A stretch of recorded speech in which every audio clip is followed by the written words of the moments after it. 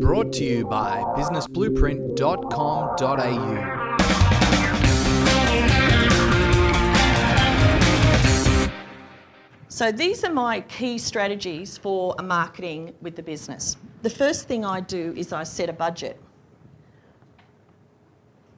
Now, you have to set a revenue budget as well as a marketing budget, and I'll go through that in detail with you.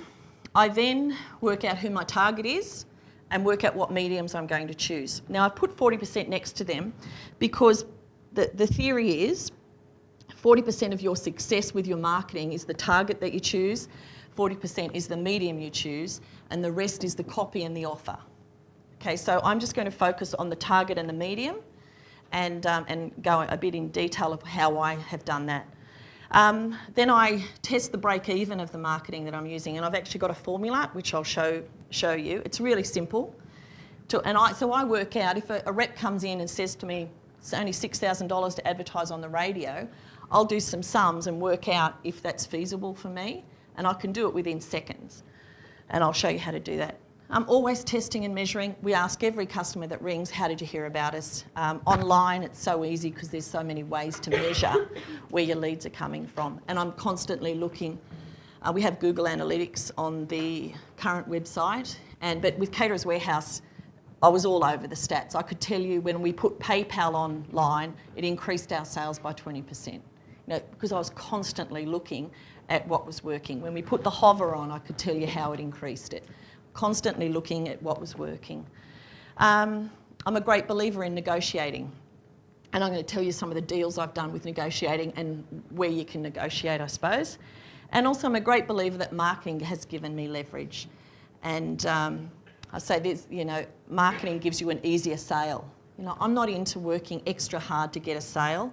I believe the better marketer you are, the easier your sale will be. And if I'm working too hard on a sale, then I don't think I'm doing my marketing well. So, don't I get an extra 2 minutes for telling your story? Okay. All right, so I might just get into the meat and potatoes of things. So, know your numbers. This is a really important thing to me, and this is from what I believe I'm known for. At every point of the week or the day, the last business I knew daily, but with this business I look at my KPIs weekly. I always know, I know what my gross profit is, I know what leads we had that week, I know what the conversion was, I know what percentage of the revenue this week went out in wages, I know how much I owe to my suppliers, I know how much is owed to me, I know exactly what's in my bank account today. I'd like you now to have a think about how much money is in your wallet right now. Would you know, would you be able to put your hand up and know within $10 how much money is in your wallet? You would know? That's fantastic. So many people don't even know how much is in their wallet, let alone how much is in their bank account, how much money is owed to them, how much they're owed.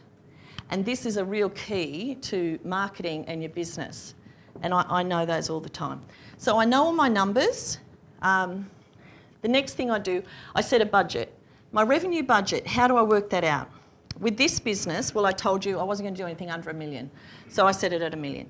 But normally what I used to do with Caterers Warehouse, I would always go for minimum 20% increase. Because I wanted to be at the cutting edge with marketing, I would always know what was going on and what was the best way to do things. Personally, if you're not setting your revenue at least 20% increase, you're not playing the game properly.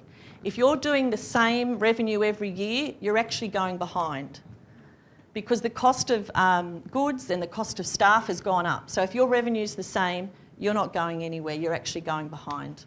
And that was one of the things we looked at Caterers Warehouse when we bought it. The figures had been the same for 5 years.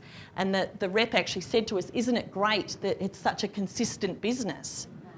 Well, it's actually going backwards, but that's how people see it. So that's how I do it. I set at least minimum 20%. Then I set my marketing budget between 3 and 5%. Now, this could be controversial, I don't care, that's what I do and I'm telling the story for me. So I'll just tell you what works for me and you do what floats your boat. So revenue for me is 3 to 5%. How do I come up with that figure? I know what my gross profit is, so I know that I can afford to spend 5% of my budget and not go under. And this is where I see people make a mistake, that they spend 20, 30% of their revenue, and bottom line, they're only making 10%. So they wonder why they're not doing very, very well, because they don't know their numbers. So you have to know what your gross profit is, you have to know what your net profit is. So for me, when I'm building a business, I spend 5%, and once I've got it humming along nicely, I drop it back to 3. And so that's what happened with Caterers Warehouse. When I'm putting the hover thing in and doing email marketing, we all know that costs nothing. But in the early days, I was spending big dollars to get my list up and get my name out there. Brought to you by businessblueprint.com.au.